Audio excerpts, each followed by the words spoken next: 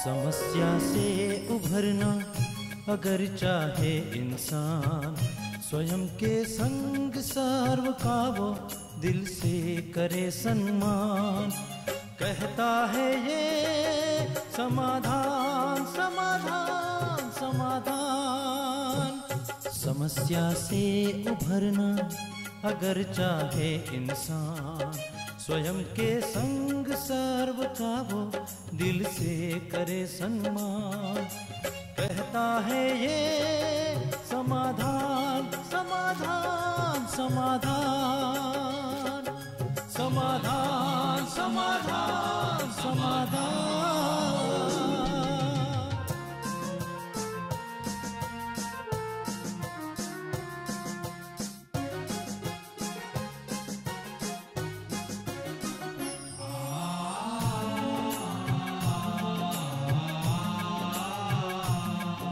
तनाव बन मुटाव की अगन से स्वयं तू संभले है इसी में शान। दूरिया दरारे मिटाए मन से, जीवन बन जाएगा खुशियों की खान खुशियों की खान। कहता है ये समाधान समाधान समाधान। नमस्कार, आदाब, सत श्री अकाल मित्रों, स्वागत है आप सभी का समाधान कार्यक्रम में। मित्रों, एक बार दो गधे एक लंबी यात्रा पे जा रहे थे। उनके पीठ पे बोझ लदे हुए थे। एक के पीठ पे नमक की बोरियां लदी हुई थीं और दूसरे के पीठ पे रुई की बोरियां लदी हुई थीं। एक नदी क्रॉस करके वो जा रहे थे। पुल कच्चा था, तो जिस गधे की पीठ पे नमक की बोरियां लदी हुई थी वो फिसल गया और नदी में गिर गया। तो नमक तो पिघलने लगा और उसका बोझ हल्का होने लगा। तो उस गधे को बड़ी खुशी, वो चिल्ला के प्रसन्न होकर के दूसरे गधे से कहता है कि अरे यार, बड़ा मज़ा आ गया नदी में गिरने के बाद, तो मेरे पीठ पे जो बोझ था वो कम हो गया है। अब दूसरे गधे को लगा कि मेरे पीठ पे भी तो बोझ है, हल्का तो है लेकिन फिर भी और हल्का हो जाएगा नदी में कूदने से। वो भी बिना सोचे समझे नदी में कूद गया। तो रुई जैसे जैसे पानी उसके अंदर जाता चला गया, रुई बहुत भारी होने लगा और वो गधा बहुत भारी होके नदी में डूब गया। एक गुरुजी अपने शिष्यों के साथ वहाँ से गुजर रहे थे। उन्होंने भी ये सारा वाकया देखा। तो अपने शिष्यों को उन्होंने कहा कि देखो, मनुष्य को हमेशा अपने विवेक को जागृत रखना चाहिए और बुद्धि से कार्य करना चाहिए। यदि हम बिल्कुल ही अंधानुकरण करते हैं किसी का, नकल करते हैं किसी का, तो कहीं ना कहीं हमें पश्चाताप का सामना करना पड़ता है और हमारा जीवन समस्याओं से घिर जाता है। कितनी सुंदर बात है ना मित्रों। हर एक व्यक्ति के जीवन में कोई ना कोई टैलेंट है, योग्यता है, रुचि है, उसके अकॉर्डिंग वो किसी फील्ड में सफल होता है। हम भी ये सोचें कि मैं भी उस फील्ड में जाकर के सफल हो जाऊंगा, तो ये सही नहीं होता, क्योंकि हो सकता है उसकी पीठ पे नमक की बोरियां लदी हों, अर्थात उसके टैलेंट्स अलग हों, रुचि अलग हो। हमारे टैलेंट और रुचि अलग हैं, तो हम शायद वहाँ पे सफल नहीं होंगे। इसीलिए बहुत विवेक पूर्वक हमें निर्णय लेना चाहिए और कोई भी कार्य करने से पहले यदि हम शांत भाव से, प्रसन्न मन से और साथ ही दूरदर्शी होकर के कोई निर्णय लेते हैं तो जरूर हमें उसमें सफलता होती है। तो नकल ना करें, लेकिन अपने विवेक को जागृत रखते हुए अपने जीवन में सफल होते चलें। ऐसी सुंदर बात के साथ आज के समाधान की शुरुआत करते हैं। स्वागत करते हैं आदरणीय भ्राता जी का। भ्राता जी, बहुत बहुत स्वागत है आपका। थैंक्स। भ्राता जी, इस विषय पे क्या कहेंगे? विवेक जागृत हमेशा कैसे रहे? क्योंकि कई बार हम आसपास के लोगों को देख के तुरंत सोचते हैं कि शायद ये कार्य मैं भी करूंगा तो मैं भी सफल हो जाऊंगा। बिल्कुल, नकल के साथ अकल जी, बिल्कुल दोनों शब्द समान हैं। तो अगर अकल का प्रयोग किया जाए तो मनुष्य जीवन में सदा विघ्नों से मुक्त और सफलता की ओर अग्रसर होता है। रही बात ये कॉपी करने की, सचमुच उस उदाहरण से तो सिद्ध है कि गधे कॉपी करते हैं, नकल करते हैं, और विवेकवान व्यक्ति अकल का प्रयोग करते हैं जी। तो हमें दूसरों को देखकर अपने जीवन का लक्ष्य निर्धारित नहीं करना चाहिए। मुझे याद है जब हम 12वीं क्लास में थे तो वो लड़के भी इंजीनियरिंग का कंपटीशन दे रहे थे, एंट्रेंस का, जो 3rd क्लास वाले थे। क्यों? सब परिवार वाले कहेंगे अरे इंजीनियरिंग एंट्रेंस का एग्जाम दिया इन्होंने। उन दिनों रुड़की इंजीनियरिंग यूनिवर्सिटी बड़ी फेमस थी, एशिया में उसका स्थान था। लेकिन उनका तो कहीं स्थान आया ही नहीं, वो पहले ही 3rd क्लास थे। तो ऐसे नकल करने से कोई फायदा नहीं होता।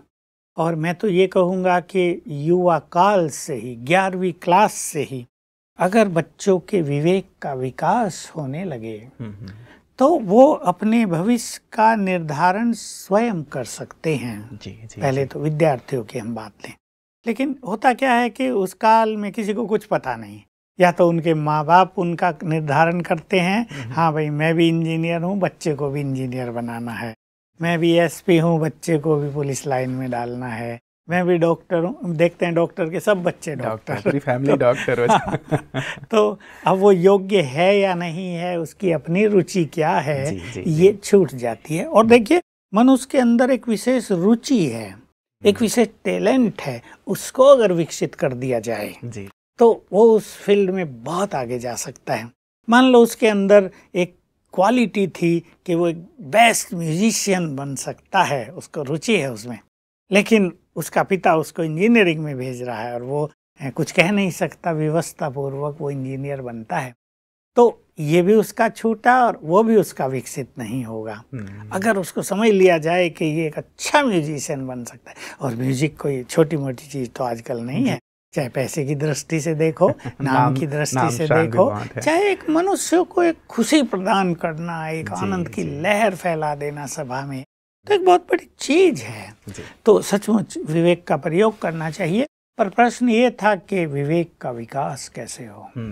बहुत गुह्य प्रश्न है, इस पर संसार में तो शायद ही कहीं चर्चा होती हो। डॉक्टर्स के पास जाएंगे तो लोग कुछ ना कुछ दे देंगे, चलो। हमें याद है एग्जाम में जाने से पहले लोग दही और गुड़ या मीठा लड्डू खिला दिया करते थे कि बुद्धि बहुत अच्छी रहेगी। ये सब भी ठीक है, इन सब से भी कुछ फ्रेशनेस हमारी बुद्धि में आती है। लेकिन बुद्धि के पीछे ये ब्रेन को तो विकसित कर देते हैं, लेकिन ब्रेन के अलावा बुद्धि है। बुद्धि एक सटिल पावर ऑफ सोल है। बुद्धि में विजडम भरा होता है, विवेक भरा होता है। ये ब्रेन में नहीं होता, ये बुद्धि में होता है। और बुद्धि, ब्रेन जो है वो तो उसका अभिव्यक्ति है, वो उस बाह्य स्वरूप है उसका। यानी जो कुछ बुद्धि में वो सब कुछ ब्रेन में भी होगा, पर अगर बुद्धि ना हो तो ब्रेन काम नहीं करेगा। अब इसके विकास के लिए पहली चीज तो आवश्यक है, बड़ा सूक्ष्म विषय है, इस पे काफी कुछ कहा जा सकता है। बुद्धि धारणा शक्ति है, बुद्धि ग्रहण शक्ति है, ये थर्ड आई ऑफ विजडम है। इसमें हम सब कुछ भरते हैं, समाते हैं। देखिए बहुत सूक्ष्म है, लेकिन अथाह भंडार इसमें समाया रहता है। जो कुछ हमने देखा, जो कुछ हमारी रुचि हुई, हमने कुछ सुना, हमने कुछ अपने अंदर समाया, वो सब बुद्धि में जा रहा है। तो आज क्या हुआ है कि मनुष्य ने अपनी बुद्धि में अननेसेसरी चीजें बहुत भर ली हैं। तो जैसे उसका मेमोरी कार्ड फुल हो रहा है। अब वो एक विद्यार्थी है, मान लो इंजीनियरिंग कर रहा है, MBA कर रहा है, अब उसने अपना मेमोरी कार्ड फुल किया हुआ है। अब नई चीजें उसको भरनी है, जगह नहीं है, रिफ्लेक्ट हो जाता है, रिजेक्ट हो जाता है।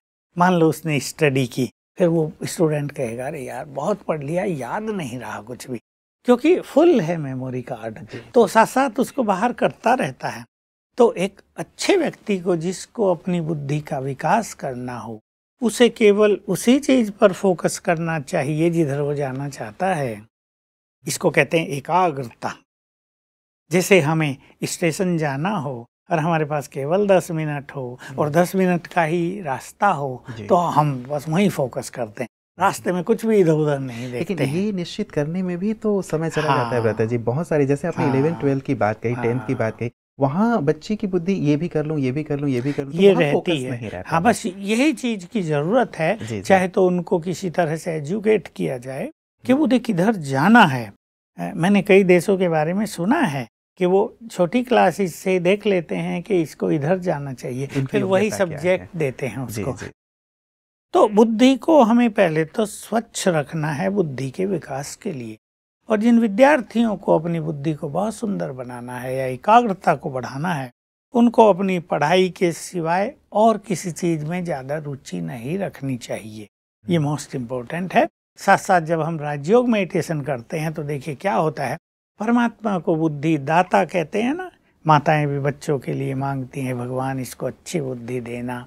तो वो बुद्धि इस तरह नहीं देता, बुद्धि तो आत्मा में पहले से ही है ही, लेकिन जब हम परमात्मा से बुद्धि योग लगाते हैं तो उसकी डिविनिटी, उसकी प्योरिटी हमारी बुद्धि में आती है और हमारी बुद्धि का विकास होने लगता है। और तीसरी चीज, जो वो हमें ज्ञान देता है उसको हम बुद्धि में लाते हैं तो बुद्धि सद्विवेक से भरपूर हो जाती है।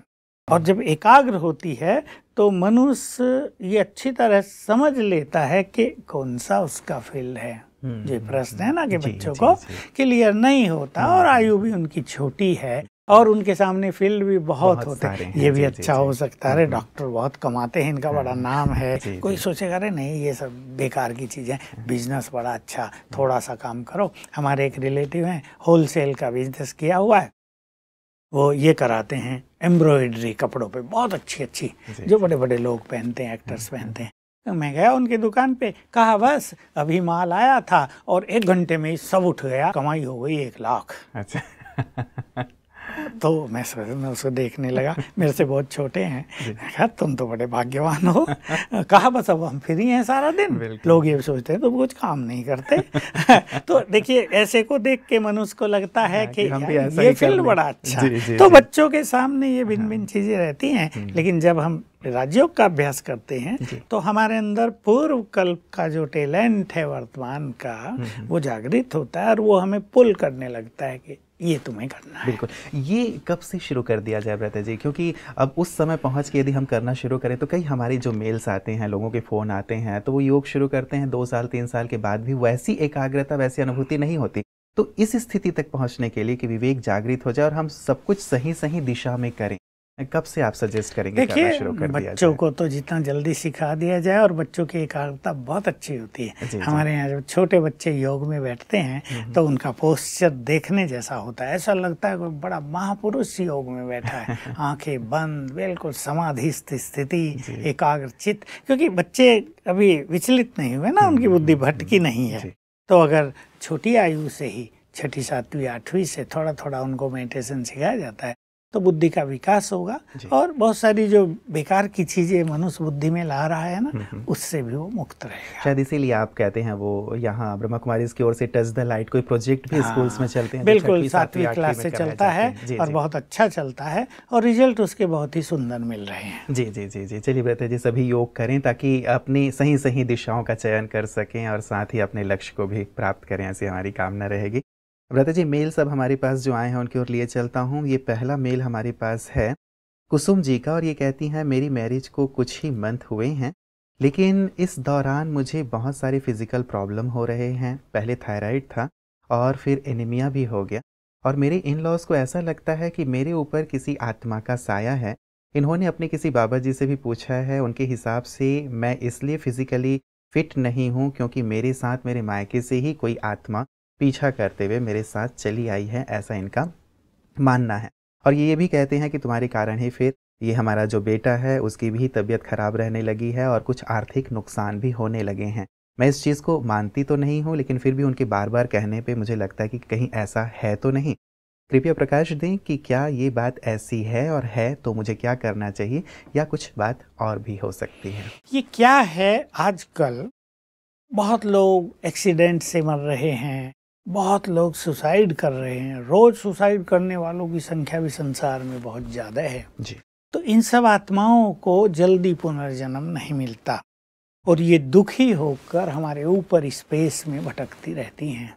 तो आप सोचो, हमारे ऊपर गंदगी भटक रही हो तो नीचे वालों पर तो उसका इफेक्ट होगा ही ना। इसका अर्थ ये नहीं कि वो उनमें प्रवेश ही कर लेती हैं, पर उनकी उपस्थिति ही भारीपन लाती है और खेल बिगाड़ने लगती है। ये कई जगह हो रहा है, सबको ये नहीं होता है, किसी किसी को होता है जो मेंटली बहुत वीक हों, बहुत सेंसिटिव हों, जिन्हें क्रोध बहुत आता हो, या जिनके पाप कर्म बहुत हों, उन पर इन चीज़ों का ज़्यादा इफेक्ट होता है। तो ये समस्या भी संसार में बढ़ती जा रही है। हाँ, हम लोग भी इनको नहीं मानते थे, लेकिन जब बहुत सारे केस सामने आने लगे और हमने भी इनकी स्टडी की, केसेस की, तो पता चला कि समथिंग इज रॉन्ग, कि बीमारी है। एक्सपर्ट डॉक्टर को दिखा रहे हैं, स्पेशलिस्ट को, लेकिन कुछ हो नहीं रहा है। डॉक्टर भी परेशान कि भाई मामूली सी चीज़ है, कुछ तो हो जाना चाहिए, हो नहीं रहा। और जब ये इफ़ेक्ट ख़त्म कराया, 1 डोज खाने से ठीक हो गए। तो अनेक केस देखने के बाद ये समझ में आया कि ऐसा कुछ है। एक केस मेरे ही सामने आया, 8 मास से किसी बहन को बहुत ज़्यादा बुखार, सारे चेकअप, बड़े डॉक्टर से इलाज हो रहा। मैं भी डॉक्टर के पास बैठा था, फाइल लेकर आई, पटक दी कि लो अब क्या करूं। डॉक्टर ने भी एक नज़र डाली कि भाई सब तो चेकअप हो गया, दवाई अच्छी से अच्छी दे दी, हो तो कुछ नहीं रहा। मैंने डॉक्टर को कहा, डॉक्टर साहब मैं इलाज कर दूं? हंसने लगे कि कर दो भाई। तो मैंने कहा, अरे बहन कुछ ना करो आप। मैं समझ गया कि समथिंग इज रॉन्ग। मैंने कहा आप चार्ज करके पानी पी लो, 5 बार दिन में रोज पियो, ठीक हो जाएगा। 2 ही दिन पिया था, ठीक हो गया। डॉक्टर भी खुश, वो भी खुश। ये बाहरी इफेक्ट थोड़ा इस तरह का होता है, इसे इनकार नहीं किया जा सकता है। ठीक है, आज विज्ञान का युग है, लोग बहुत सारे लोग इस चीज को विश्वास और नहीं करते। वो भी ठीक है उनका कहना, पर आजकल इसका प्रकोप बढ़ता ही जा रहा है। और विशेषकर रूप से जैसे इनका केस है, अब ये एक घर से दूसरे घर में आई है और इस घर में आते भी खेल बिगड़ने लगा। जी जी। इससे सिद्ध होता है, नहीं तो लोगों का बिजनेस गड़बड़ाने लगता है, कई लोग बीमार रहने लगते हैं, आपस में बिना मतलब लड़ाई होने लगती है, सब कुछ अच्छा होता है। तो वहाँ समझ में आता है कि समथिंग इज रॉन्ग। तो इनको चलो हो या ना हो, पर किसी को दिखा लेना चाहिए और इस समस्या से मुक्त हो जाना चाहिए। और राजयोग में तो हम ये करते हैं कि ये 108 बार लिखे, मैं मास्टर ऑलमाइटी हूँ, और थोड़ा सा मेडिटेशन का अभ्यास करें और संकल्प करें मैं किसी भी बैड एनर्जी के इफेक्ट से मुक्त हूँ। पानी भी चार्ज करके पिएं तो इनसे भी मुक्त हो जाते हैं। फिर भी किसी को दिखा लेना चाहिए। कभी कभी ऐसा होता है, छोटा सा कुछ करने से वो समस्या समाप्त हो जाती है, लंबी चौड़ी बातें भी नहीं होती। तो ये है, आजकल बढ़ रहा है, और इससे मुक्ति का उपाय भी कर लेना चाहिए। बिल्कुल। कल ही प्रता जी मेरे पास एक फ़ोन आया, और उससे पहले भी उन्होंने फ़ोन किया था, यहीं कोटा राजस्थान से ही, और उन्होंने फ़ोन किया था कि हमारी जो ननद है उनके साथ कुछ ऐसा है, और वो डिवोर्सी हैं, अब घर में आ गई हैं, और शायद कोई आत्मा उनके साथ साथ है, और वो कहती हैं कि इसने मुझे पिछले जन्म में तकलीफ़ दी थी, इसलिए मैं भी इसे लेके ही जाऊंगी। और उस बहुत तकलीफ़ देती हैं, पूरी रात वो उनकी ननद सो नहीं पाती है, बैठी रहती है या रोती हैं। और कल की केस थी कि बहुत ज़्यादा तकलीफ़ में आ गई थी कि वो कुछ कुछ और भी बोल रही हैं। तो कह रही थी कि इनके लिए फिर अब क्या किया जाए, कैसी उस आत्मा को हम मुक्ति दें। और रात को भी कभी इन्हें भी अब आभास होने लगा है कि कोई बैठा है आसपास है, कभी हाथ पकड़ लेता है, कभी सीने पे बैठ जाता है। ये बिल्कुल सत्य है, हमारे पास भी ऐसे बहुत केसेज आ रहे हैं और आत्मा ये बोलती हैं, इसने मुझे बहुत सताया है, मैं बदला लेने आई हूँ।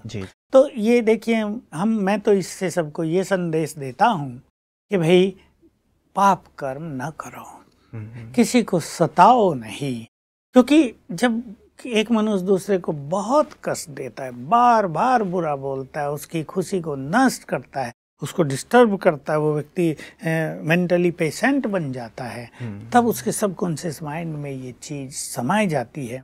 और कभी कभी मान लो शरीर छोड़ने के बाद उसको जल्दी शरीर न मिला, तो उसको फट से वो जो वाइब्रेशंस हैं खींच के वहाँ ले आते हैं, और वो उनसे बदला लेने पर, क्योंकि बिना बदला लिए उसको चैन नहीं मिलती, वो कोई महान आत्मा तो है नहीं जो क्षमा कर दे। तो ये केस हो रहे हैं, तो सबको पुण्य कर्म करने चाहिए। मैं सभी भाई बहनों को कहूँगा, किसी को सताओ नहीं, कटु वचन बोलकर किसी की खुशी न छीनो, बुरे व्यवहार से किसी का जीना मुश्किल न कर दो, सुख दें सुख लें, तो ये सब समस्याएं भी नहीं रहेंगी। अब इन्हें एक काम करना है, एक तो पानी चार्ज करके उसके ऊपर छिड़क दिया करें रोज। मुझे किसी बहुत अच्छे व्यक्ति ने एक चीज बताई थी, मैं आज दर्शकों को बता देना चाहता हूँ। होम्योपैथी में एक बहुत अच्छी दवाई है अर्निका। तो अर्निका 30 पावर की वो ले लें और इसको 3-4 बार उसको खिलाएं, 5-7 दाने खिलाए जाते हैं। तो मुझे बताया था कि ये ऐसे पौधे से बनी होती है कि उसकी जो अंदर की स्मेल है ना, उसके कारण ये आत्माएं भाग जाती हैं। इसका भी प्रयोग किया जा सकता है, मैंने भी कईयों को ये चीज़ बताई। और जो एक अच्छी चीज़ है कि उस आत्मा की भी मुक्ति हो जाए, उसके लिए इन्हें वो तो नहीं कर सकती जी, और को 1 घंटा रोज योग अभ्यास करना होगा फॉर 21 डेज, और 2 संकल्प लेकर मैं मास्टर सर्वशक्तिवान हूँ, मास्टर मुक्तिदाता हूँ। ये 2 स्वमान याद करके 1 घंटा योग करें 21 दिन और संकल्प करें ये जो आत्मा भटक रही है इस योग अभ्यास से इसकी मुक्ति हो जाए, दोनों सुखी, वो भी और जिसमें आई है ये भी। और बहुत देखा गया बहुत केसेज में वो आत्मा धन्यवाद देती हुई विदाई लेती हैं कि हमें बाबा ने आवाज़ दे दी है कि आओ बच्चे तुम्हें पुनर्जन्म मिलेगा। अच्छा, मैं आपके घर में आई तो थी कष्ट देने, लेकिन मैं बहुत खुश और सुखी होकर जा रही हूँ, आप सबको बहुत बहुत दुआएं देती हूँ। ऐसे कई केस सामने आए हैं और वो आत्मा मुक्त हो गई। जी जी, मतलब 21 दिन का विशेष योग का अभ्यास भी किया जा सकता है।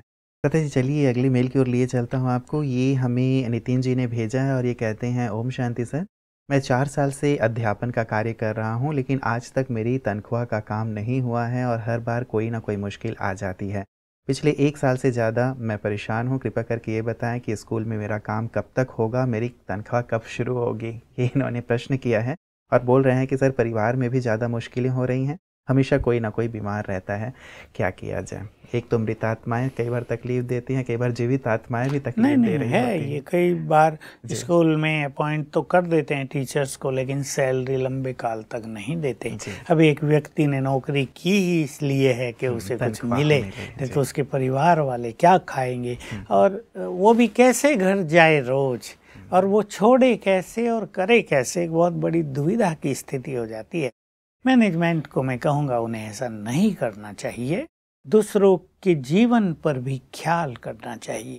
आखिर हर मनुष्य का जीवन है। अब एक टीचर कोई साहूकार व्यक्ति तो होगा नहीं, बेचारा साधारण या गरीब परिवार से होगा, उसके बच्चे उसकी पत्नी इंतजार करते होंगे कब इसको मिले और इसका काम बने। तो मैनेजमेंट को भी सोचना चाहिए, अन्यथा इसके बैड वाइब्रेशंस उनके इंस्टीट्यूशन पर भी बुरा असर डालेंगे अवश्य। इनको एक कार्य कर लेना चाहिए, 21 दिन ये एक विघ्न विनाशक योग भट्टी करेंगे।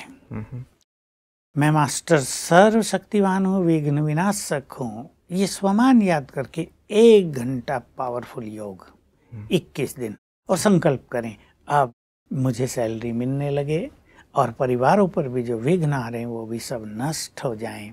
और रोज सवेरे उठते ही भी 7 बार यही 2 स्वमान याद करेंगे, मैं मास्टर सर्वशक्तिवान हूँ, विघ्न विनाशक हूँ, मेरे जीवन के सभी विघ्न नष्ट हो जाएं, मेरा जीवन सफलता की ओर चले, हमारे परिवार में सुख शांति संपन्नता आ जाए।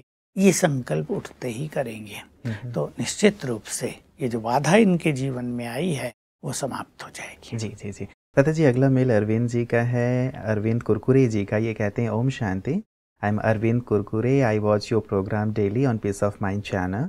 Sir, I am not at all satisfied with my life. Till the age of 47, I did not get any success financially, neither in any job nor in business. Now I am at 0 level and I don't know what to do. Please show me the right path. कहते जी, वही स्थिति जैसे हमने शुरुआत की थी कि कई बार व्यक्ति कहीं सफल नहीं होता या फिर जहाँ उन्होंने चुना है वो शायद सही रास्ता नहीं होता। सच तो ये है इसके पीछे, क्योंकि किसी मनुष्य के साथ जो कुछ भी हो रहा है उसके जिम्मेदार उसके पास्ट के कर्माज ही हैं। कहीं ना कहीं मनुष्य ने जब दूसरों से धन के व्यवहार में ऑनेस्टी नहीं बरती तो धन का अभाव उसको इस तरह अनुभव होगा। कई लोग क्या होता है आजकल धंधों में, बिजनेस में लोग धोखाधड़ी बहुत कर रहे हैं, मतलब ले रहे हैं, काम कुछ नहीं करना है, पैसा लिया और भागे। उन्हें पता नहीं कि उन्हें रिटर्न तो करना ही पड़ेगा। अगर आपने किसी का 1 रुपया भी लिया है और दिया नहीं, वो ब्याज सहित देना पड़ता है। इस कर्म गति से, इस कर्म के प्रभाव से संसार में कोई नहीं बच सकता।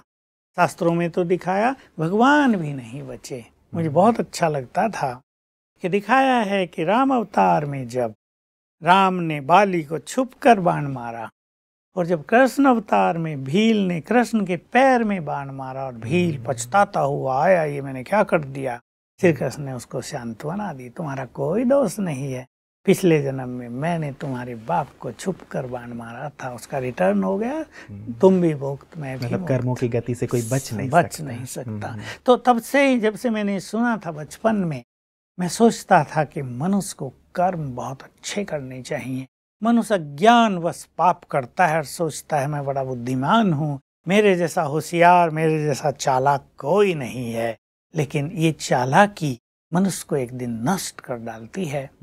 तो इनको अब कुछ तो राज्यों का अच्छा अभ्यास करना चाहिए।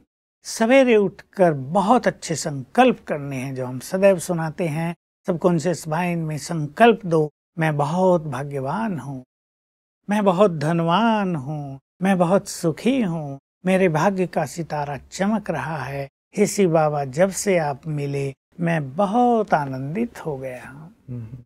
अब इनको पिछला याद नहीं करना कि मेरे 47 ईयर्स मैंने कैसे बिताए। अब राज्यों का अच्छा अभ्यास करें, पुण्य कर्म बढ़ाएं और क्षमा याचना करें कि जिन लोगों को मैंने पूर्व जन्मों में धोखा दिया हो, किसी का धन हड़पा हो, मैं आप सभी से सच्चे मन से क्षमा याचना करता हूँ। आप मुझे क्षमा करें और आप प्रसन्न हो जाएं। तो जो मार्ग इनका ब्लॉक है वो खुल जाएगा और वही 21 डेज की योगा भट्टी करेंगे जो हमने पीछे बताई, तो निश्चित रूप से आगे का इनका जीवन सुखद हो जाएगा। जी जी, बहुत बहुत शुक्रिया भ्राता जी। अरविंद कुरकुरे जी भी निश्चित रूप से इस बात को अपने जीवन में लाएंगे, क्योंकि आधी से ज़्यादा उम्र निकल गई, अब उन्हें ऐसा लगता होगा और अब तक मैं स्थापित नहीं हो पाया हूँ। ये विचार ही अपने आप में बहुत ज़्यादा भारी करने वाला है। इस अभ्यास से निश्चित रूप से ये इससे मुक्त होंगे और स्थापित होंगे, ऐसी हम कामना करते हैं। आज के सुंदर प्रकाश के लिए आपका बहुत बहुत शुक्रिया। मित्रों, निराश होने की कतई आवश्यकता नहीं है। हम जहाँ पे भी हैं, जैसे भ्राता जी अंत में कह रहे थे, कहीं ना कहीं हमारे कर्मों का फल होता है, लेकिन कई बार हम कर्म फल सोच के भी भारी हो जाते हैं। भारी ना हो, लेकिन अब वर्तमान में अच्छे कर्म करने का एक अच्छा संकल्प हम लें। और साथ ही ये बात भी मित्रों कि हम कभी भी नकल ना करें। कई बार हम देखा देखी किसी भी फील्ड में उतर जाते हैं, लेकिन वहाँ जाके हम पाते हैं कि वो मेरे योग्य काम नहीं है, या मेरी रुचि नहीं है, या मेरे टैलेंट्स उस अनुसार नहीं है। इसीलिए जब कभी भी किसी फील्ड का चयन करें तो अपने बड़े बुजुर्गों से, अपने माता पिता से, जो आपके शुभ चिंतक हैं, उनसे राय जरूर कर लें। और यदि कोई ऐसा ना भी हो तो एक सुंदर उपाय भ्राता जी ने बताया, मेडिटेशन जरूर करें, क्योंकि मेडिटेशन हमारे मन को शांत कर देता है, बुद्धि को एकाग्र कर देता है। और कोई भी निर्णय लेने के लिए मन का शांत होना, बुद्धि का एकाग्र होना बहुत ज़रूरी है। आप इसे ऐसे समझ सकते हैं कि किसी बर्तन में पानी है या तालाब में पानी है, गंदा पानी, मटमैला पानी, और उसमें हलचल है, तो नीचे जो चीज़ है वो आपको स्पष्ट दिखाई नहीं देती। लेकिन जब पानी शांत हो जाता है, मैल बैठ जाते हैं, तो तले में जो भी चीज़ होती है उसे आप स्पष्ट देख सकते हैं, बता सकते हैं। यही कार्य मेडिटेशन करता है, आपके मन को शांत, बुद्धि को एकाग्र करता है। तो जो भी आप निर्णय लेते हैं उसमें आपको सफलता मिलती है। तो क्यों ना आज आपकी उम्र जो भी है, मेडिटेशन के रास्ते पे आए, तो आप निश्चित रूप से जो भी कार्य करेंगे उसमें सफलता आपको मिलेगी। आपके निर्णय भी बहुत सुंदर होंगे। हमारी ढेर सारी शुभकामना है कि आप जीवन के हर फील्ड में सफल होते चलें। नमस्कार। धैर्य और दृढ़ मनोबल से कर दे तू पल भर में मुश्किलें आसान, कथनी समकरनी के पावन जल से स्वर्ग बन जाएगा सारा ये जहान, सारा ये जहान। कहता है ये समाधान समाधान।